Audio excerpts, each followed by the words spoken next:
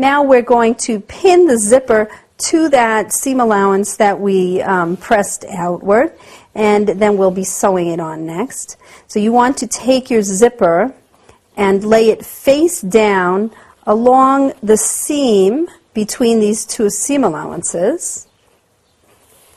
And the zipper teeth are going to lay right along that seam between the two seam allowances, and you pin it just to the one seam allowance that is hanging out here. Okay? So we have our two layers of fabric. We have one seam allowance here, and then one seam allowance that's been pressed out, and we're pinning our zipper, the edge of the zipper, to the single seam allowance that is sticking out, and the teeth will lay along the seam between the two seam allowances.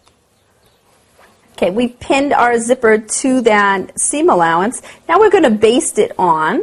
You want to switch your sewing foot to a zipper foot and make sure you adjust your needle if you need to adjust your needle.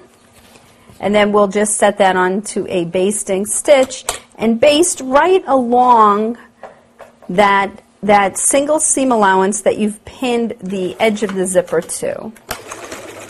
And remove your pins as you go.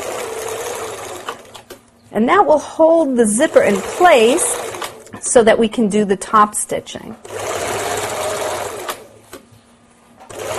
Now back at the ironing board, we've basted our zipper to the edge of that seam allowance. Now we'll open up the seam here and press it flat. Make sure that your zipper is laying flat along the seam allowance, and flip it over and just press that seam allowance nice and flat.